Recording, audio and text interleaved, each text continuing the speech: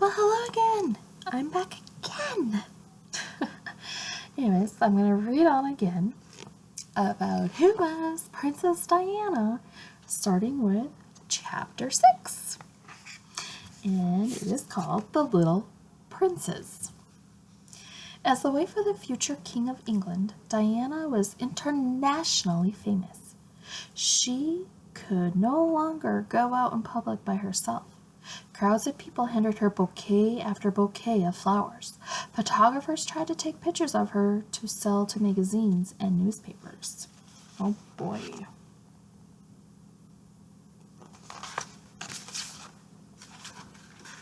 She suddenly had one of the most recognizable faces in the world. The attention overwhelmed Diana. It made her nervous and uncomfortable. One minute I was nobody. The next minute I was Princess of Wales. It was too much for one person at that time, Diana later said. Often Diana kept her head low and her shoulders hunched when she was in public. A newspaper writer called her Shy Di. And the nickname stuck. The wife of the future king was still only 20 years old. Charles had been a prince his entire life. He was used to being treated like a celebrity, but even he was surprised at how popular his wife had become. Yes, Diana was a princess, but she was also an especially beloved princess. She had a warm and endearing personality that people adored, and that is very true. I read somewhere she was the princess because, there's Prince William and Prince Harry. Their wives aren't princesses, they're duchesses, right? They had the duchess title. Princess became because she was the princess to the people. So they caught on that she was Princess of Diana, or Princess Diana, because of her personality, how she treated everybody, and how she was very lovable and would talk to them. So when I read about that, I was like, wow, that's pretty amazing. So she was very, very amazing, like the beloved princess, like this said. When she greeted crowds, she would look people in the eyes, shake their hands, and smile warmly. There we go. Once a blind man told Diana he wished he could see her. Without hesitating, she took his hand and placed it against her face so he could feel what she looked like. She hugged children who were in wheelchairs and people who were sick. Before Diana married Charles, this was not how other royals behaved. The family was reserved. They did things in a calm and formal manner. The royal family kept their distance and politely waved to the crowds that greeted them. Diana was expected to act that way too, but instead she showed them a much kinder way to greet the public. At times Charles joked that although he was the future king, people seemed more fascinated by his new bride. "I know my place now," Charles said. "I'm nothing more than a carrier of flowers for my wife."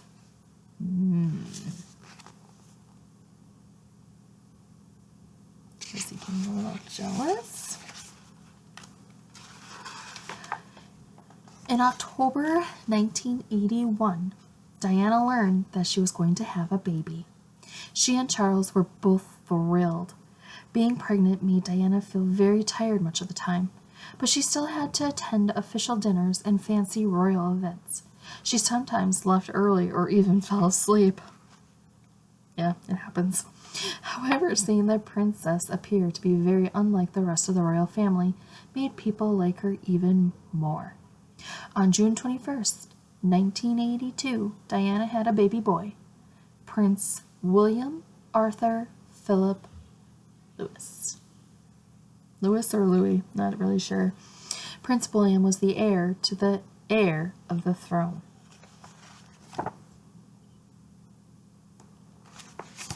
And now Prince William has 3 kids of his own with Kate. That's really cool. The order of succession. Here we go. You're ready for that? The heir to the throne of the Great Britain is the very next person who will become the king or queen. This person is chosen based on a set of rules called the Order of Succession. These rules became British law in the late 1600s and early 1700s. Under today's Order of Succession laws, Charles, the Prince of Wales, is next in line to lead the United Kingdom after his mother, Queen Elizabeth II. His son, Prince William, the Duke of Cambridge, will become king after Charles. Then William's son, Prince George of Cambridge, will be the next.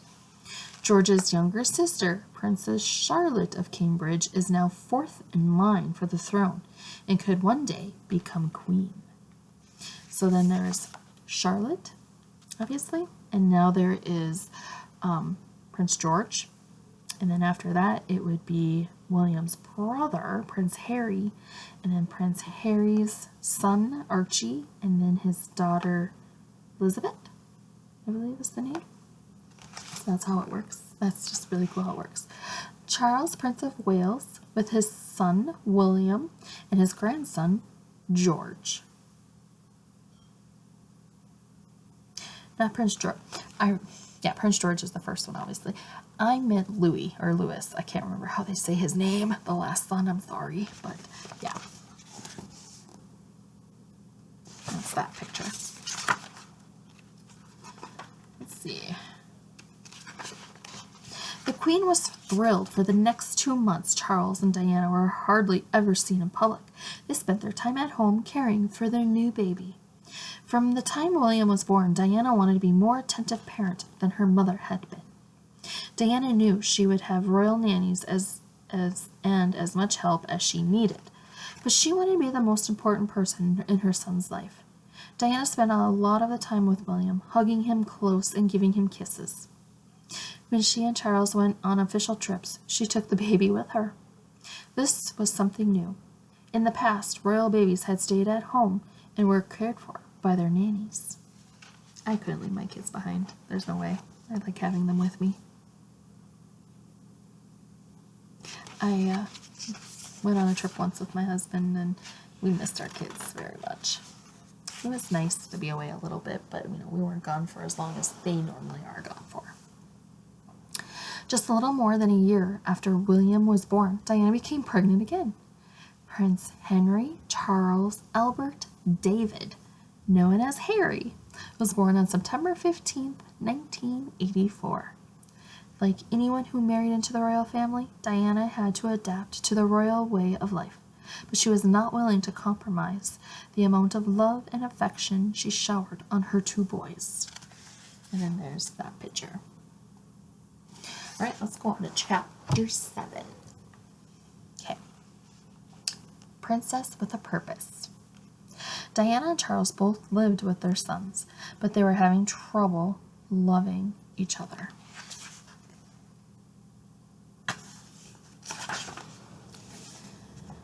They were very different people. Charles enjoyed reading, fox hunting, and playing polo. Diana didn't have those interests. She enjoyed going to fashion shows, listening to music, and spending time with close friends and family. Sometimes Diana felt lonely, even around Charles and the rest of his family. Diana's grandmother, Ruth, who was the Queen's good friend, told Diana, "Darling, you must understand that their sense of humor and their lifestyle are different, and I don't think it will suit you." Diana was also 13 years younger than Charles. She wanted to have fun.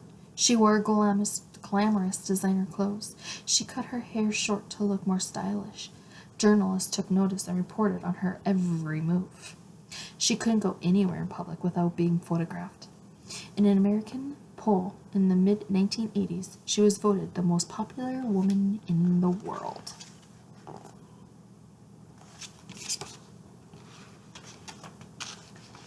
Diana became friends with celebrities, including singers Michael Jackson and Elton John, and many actors and actresses. When Charles and Diana were invited to the White House by President and Mrs. Reagan in 1985, Diana danced with the actor John Travolta. Photographs and videos of the princess's White House dance became instantly popular around the world. and the dark blue velvet dress she wore that evening became known as the Travolta dress. By this time, Diana had become close with many famous fashion designers, such as Gianni Versace. Gianni loved to create dresses for Diana. He knew that if Diana wore his designs, his name would be recognized everywhere. As the Travolta dress, Diana's clothes and her friends in the fashion world of fashion become very famous very quickly. So there's her and John Travolta, Yancy, and then this is the fashion designer Gianni Versace, if I'm saying it right. Forgive me. As you can tell, I'm not completely into fashion. Diana had new clothes designed for just about every event she attended. Her fans and friends gushed over her stunning outfits and how beautiful she looked wearing them. With the help of her designers, Diana became one of the most fascinating and attractive women alive. While Charles attended to his royal duties, Diana spent as much time as she could with William and Harry. When they went on fun trips to places like amusement parks, Diana and the boys waited in line for the rides just like everybody else. She took her sons out for hamburgers and let them wear casual clothes, like jeans and baseball caps. Diana insisted her boys be raised as close to normal as possible. She wanted her sons to experience and understand life, not just as members of the wealthy royal family, but as caring, compassionate people. I love that about her.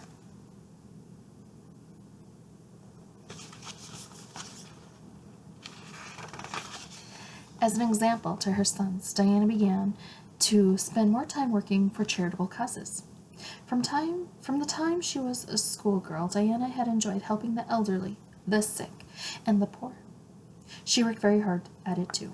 Diana traveled all over the world, to Germany, Africa, and Japan, to urge people to donate money and time to charities that needed it the most. When Diana was shown in photographs smiling and spending time with hospital patients and people who were suffering, it made others want to help too. One magazine article about Diana called her a princess with a purpose. In the 1980s, AIDS was an international health crisis.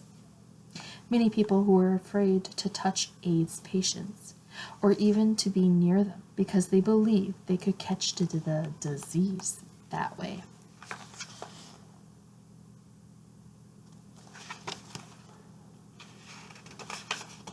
Let's figure out what AIDS is. AIDS stands for Acquired Immunodeficiency Syndrome. The cause of this disease is the HIV virus. In the 1980s, it was very common for people with AIDS to die from the disease. Doctors did not understand how to prevent or treat it. While scientists continue to work to find a cure, there are now medications to help patients with HIV/AIDS treat and manage their symptoms. In 1987, Diana helped open the first section of British hospital that was devoted to treating AIDS patients. When she visited the hospital, Diana comforted the patients. At the time, this was astonished the public. Diana explained, "You can shake their hands and give them a hug. Heaven knows they need it." The plaque was unveiled on April 9th, 1987, by Her Royal Highness, the Princess of Wales, to mark the I can't read all of that. That sign on the picture. Diana's in front of it. Diana and Charles were now barely spending any time together. Charles went to business meetings and made official visits around the world. Diana continued to visit patients in hospitals and raise money for the charities that concerned her most. They had only been married for 6 short years, but when the royal couple was together, they often looked miserable. Newspaper reporters took notice and began spreading all sorts of rumors about Diana and Charles. The fairy tale marriage seemed to be coming apart.